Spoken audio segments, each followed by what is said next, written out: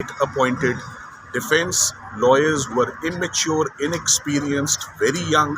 So एक ऐसी रिवायत कायम हुई है जो जिसकी कोई नज़ीर नहीं मिलती, और रात 10-11 बजे तक हमें प्रोसीडिंग्स से तो रात 6:30 बजे ही कल बाहर फेंक दिया गया, जैसा कभी नहीं होता। और हमें बाहर फेंकने के बाद उन वकला ने अपना ट्रायल किया, कैसे किया, स्याह किया, सफ़ेद किया, वी डोंट नो, 2-2 मिनट के सवाल पूछे, फॉर्मेलिटी पूरी की। 18 गवाह रात के अंदर होना, लेट नाइट्स होना, फिर रातों रात शायद 11 बजे 342 की रिकॉर्डिंग का प्रोसेस, बयान का वो हुआ, और हम रात से अब इस कोशिश में कि हमारी यहाँ सुनवाई हो। So the entire legal team and above all the concerned family is present in Islamabad High Court, hoping कि हमारा केस अर्जेंटली टेकअप हो और हम चीफ जस्टिस साहब के पास या उनके अपॉइंटेड जज साहब के पास हम अपने ग्रेवेंसेस रखें और ट्रायल कोर्ट को मज़ीद कार्रवाई से फौरी रोका जाए in the interest of justice. Sir, जज साहब के कंडक्ट के हवाले से बताइएगा कि बार बार आप इस्लामाबाद हाई कोर्ट में ये चीज़ पॉइंट आउट कर चुके हैं, लेकिन फिर भी चाहे जज बशीर साहब हो या दोनों, जज साहब का कॉन्डक्ट सबके सामने है।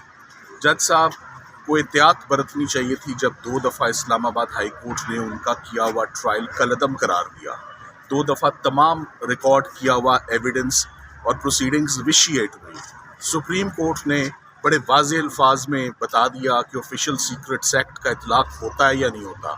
ये सज़ाए मौत और उम्र कैद का केस नहीं है, ये तो शायद छोटे जुर्म का भी केस बनता है या नहीं बनता, ये देखते हैं। मगर मेरा ख्याल है कि जो स्पेशल जज साहब हैं वो ना इस्लामाबाद हाई कोर्ट की बात सुनने में कोई यकीन रखते हैं और ना ही सुप्रीम कोर्ट के किसी ऑर्डर को वो अंडरस्टैंड करेंगे या उसको इम्प्लीमेंट करेंगे।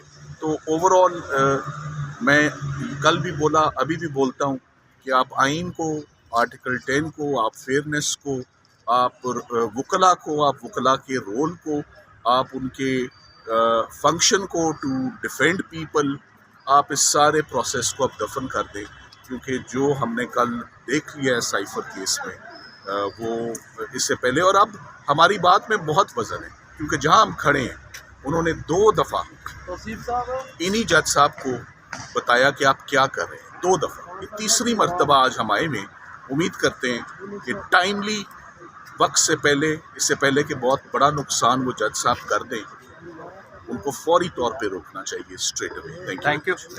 पाकिस्तान की तारीख का मेरे नज़दीक ये बदतरीन ट्रायल, उसको ट्रायल कहा जाए, किया जा रहा है, जिसमें आज तक पाकिस्तान में वकीलों को कभी अदालत से नहीं निकाला गया।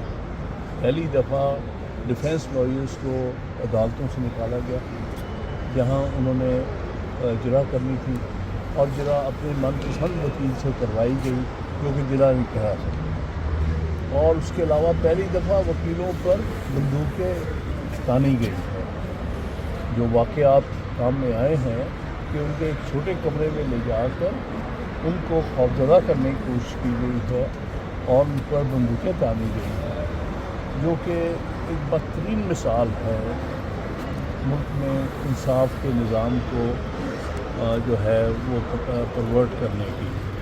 लिहाजा इसको हम ट्रायल नहीं मानते, ना हम समझते हैं कि कानून और आइन के साथ किसी किस्म का भी इसका कोई ताल्लुक है। ये सब कुछ गैर आइनी है, गैर कानूनी है, जुल्म है, ज़्यादती है और जबर है।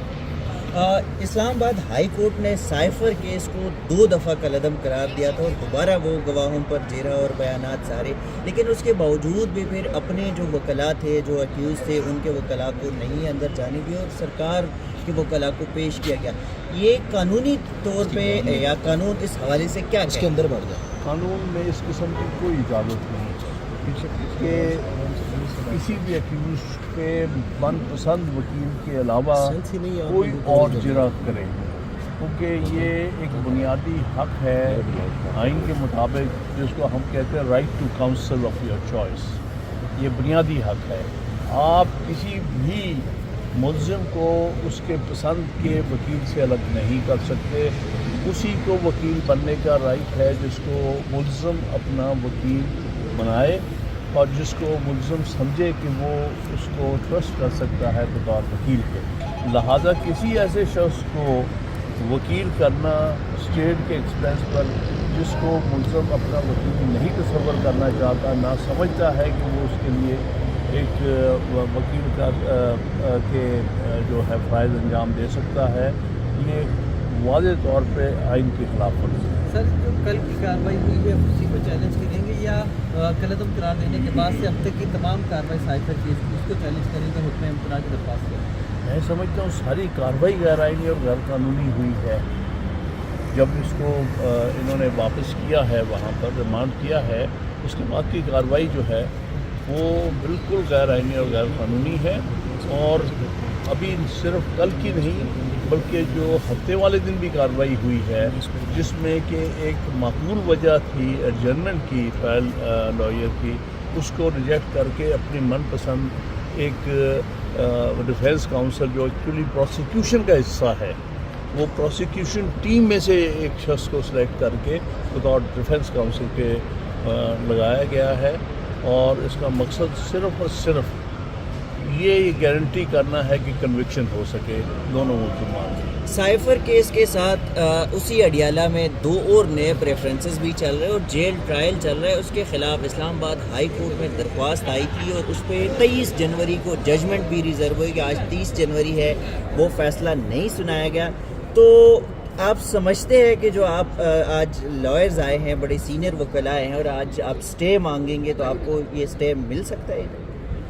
یہ تو خیر وقت ہی بتائے گا، لیکن ابھی تک اسلام آباد ہائی کورٹ کی کارکردگی ایک طرح سے مکس ہے.